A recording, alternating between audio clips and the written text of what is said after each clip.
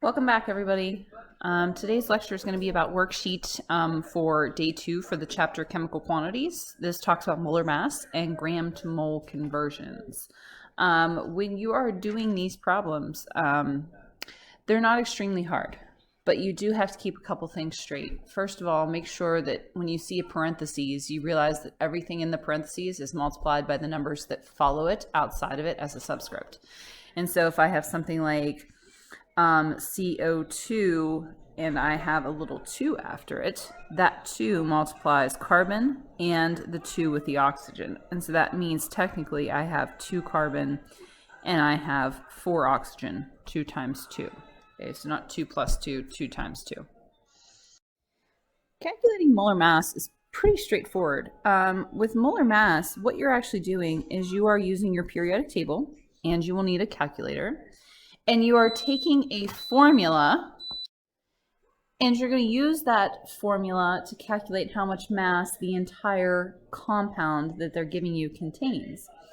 And so a good example here, I already did problem number 1 of your worksheet. So I'm going to go ahead and do problem number 2 to show you exactly what I did for problem number 1. Problem number 2 on this worksheet gives you the formula MgCO3. Now, if you take a look, this CO3, there's nothing after it, so we don't really have to multiply CO3 by anything, so we just need to count up how many of each type of atom we have. And so we go through and we list what elements are here. I have magnesium, I have carbon, I have oxygen. Remember, if the O is capitalized, that's oxygen. It's not C little o for cobalt, that's carbon and oxygen, 2 different elements. And then I'm going to write down how many I have of each. So I have 1 magnesium, I have 1 carbon, and this 3 belongs only to that oxygen because it's pertaining just to right after that O.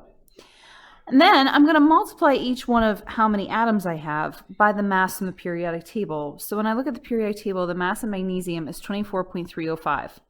All I did was look at the periodic table to find that number. I found magnesium, looked at the mass. The mass is always the number with the decimal, and that's how I figured that out. Carbon, when I take a look at carbon on my periodic table, it's somewhere around 12.011. Okay, it's okay if you shorten that to 12.01, that's fine. And then oxygen. Oxygen is so close to 16, 15.999, that usually when we see oxygen, we just go ahead and round it to 16. So you can do that as well. So then what you do is you take all of these once they're multiplied. And the only one really here that you had to multiply was your 16 times 3, which is going to be 48. And then you want to add that all together. So if you do 48 plus 12.011 and then add 24.305, you are going to get a total of 84.316. And we're going to write grams. So grams is going to be the unit when we find mass of a compound. Again, all I did was take a look, see how many of each element I had, multiply that by the periodic table mass, add that all together to get a total mass of the compound. So that's pretty easy. Take a look at another one on this problem, or on this page. Number 3, ZnNO3 with a 2 after it. So zinc nitrate. All right, this little 2, again, it multiplies everything in the parentheses, so we do have to remember that. Zinc, there's only 1 of those. Okay, nothing multiplies it. Nitrogen, I'm going to have 2 of those because it's multiplied, the 1 nitrogen's there, multiplied by 2. And oxygen, I'm actually going to have 6. 2 times 3. All right, so now I just need to look at the periodic table and figure out the masses for each one of these. And so the mass for zinc from the periodic table is 65.39. Mass of nitrogen, right about 14. I think it's 14.01. So we'll just put 14 there. And oxygen, again, we know is going to be right about 16. So when we do the math on these, again, times 1 there, 65.39. For nitrogen, that comes out to 28. And for zinc, that comes out to 96. Adding those all together gives us 189.39. Okay, again, that is grams, and that is going to be the molar mass of our compound. The front of the worksheet that goes with day 2, all of the molar mass problems, you complete just like this. Okay, when you get to the second page, that's where we have to go on and do what we call gram to mole conversions. In a gram to mole conversion, what you're going to see is you need to keep in mind that 1 mole of any substance, and a mole is just how we count something. It's a quantity in chemistry. And so a mole of something in chemistry is equal to the mass of the compound from the periodic, and I'm just going to put periodic table. All right, so if I were to say, well, what is the mass of 1 mole of MgCO3? If I come up here and say that, well, if 1 mole is equal to the mass of the compound from the periodic table, then 1 mole of MgCO3 is equal to its mass in grams that we just calculated from the periodic table. Okay, same thing up here for my zinc nitrate. How many moles of zinc nitrate? Well, 1 mole of zinc nitrate is going to be equal to 189.39 grams.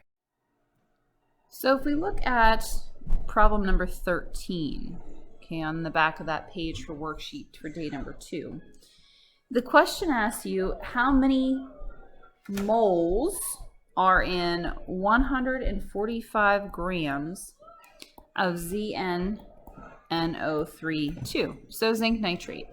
And so we know that is what we call our known value.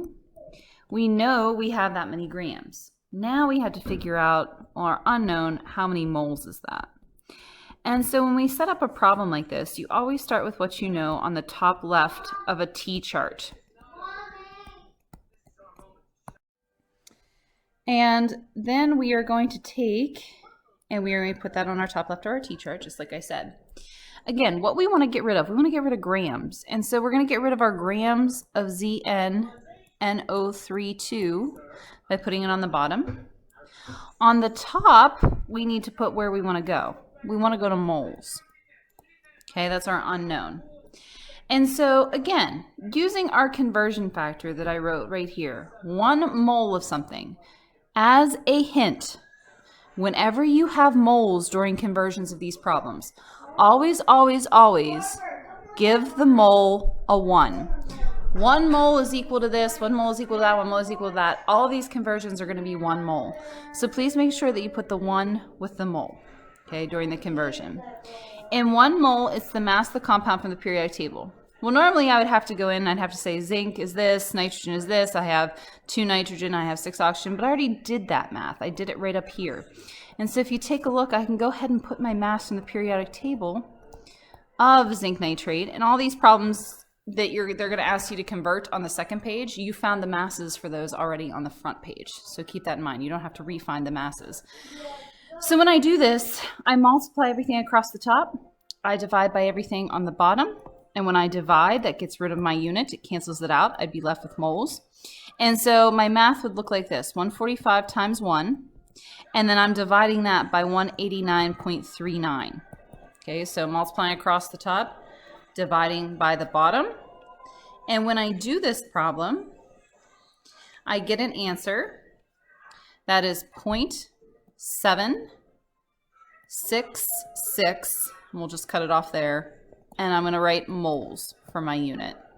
And so for every 145 grams of zinc nitrate, I would have 7.66 moles of zinc nitrate. Okay, just a different quantity is all we're worried about. All right, that's problem number 13. I'll do one more problem that goes the opposite direction. So instead of going from grams to moles, we're going to go from moles to grams. And so that's like problem number 15. So I'm doing one of each type that you're going to find, and hopefully you can kind of use these as a guide for the rest of the worksheet. So again, in problem number 15, it says that it wants to know how many grams of Cu2, CrO4, is equal to 11 moles of copper chromate. And so my known value for problem number 15 is 11 moles of Cu2 CrO4. Okay. My unknown then is how many grams is that equal to? Okay. Since I didn't go ahead and do the mass for this compound yet, and we need to go to mass because grams is mass. That means the same thing. So keep that in mind. If you see the word gram, you're finding mass. Or if you see the word mass, you're going to grams. So do keep that in mind as well. With our 0.11 moles of Cu2CrO4, I'm always going to put what I know at my top left. So I have 0.11 moles of Cu2. CrO4. Okay. And then I'm going to put moles as my unit on the bottom because I want to get rid of it. If I want to divide a unit by unit, that cancels it out. So I'm going to put moles on the bottom. So moles of Cu2, CrO4. And I want to go up here to my grams of Cu2, CrO4. Okay. Now, remember, moles always gets the 1. And again, from up at the top, you can see 1 mole is equal to the mass of the compound. So the next thing we have to do is find the mass of this compound. So we have copper, we have chromate, and we have oxygen. Those are our 3 elements in here. There are 2 coppers. That's that little 2 there, means there's 2 coppers. My chromate, there's nothing outside of here, so we only have 1 of those. Oxygen, that little 4 belongs to my oxygen. All right, on the periodic table, copper is equal to 63.546. Chromium is going to be equal to 51.996. Oxygen again is always 16.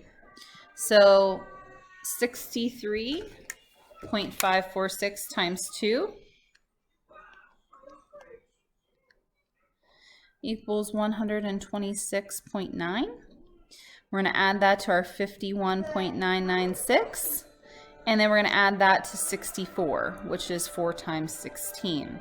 So when I do 126.9, I add that to 51.996, and to 64, it's going to give me a total of 242.896. That is the number I'm going to put in here for my mass in my periodic table of Cu2CrO4. And bring that over here, 242.896. Again, I'm going to multiply everything across the top and divide by the bottom. So I'm going to multiply 0.11 times 242.896 and divide by 1. Okay. And so the answer to my problem, see if I can get this to move my screen up. It's not seeming to work right now. So I'll have to write the answer kind of off here to the side since I'm almost out of room. 242.896. I'm doing these problems as we go, people, just like I would in class. And the answer is going to be 26.7 grams, okay, is how many grams that you can make from 0.11 moles. All right, so I've done both types of problems. If you have any questions, as always, please email me, get in touch with me on the Teams app. I'm always here to help. See you later.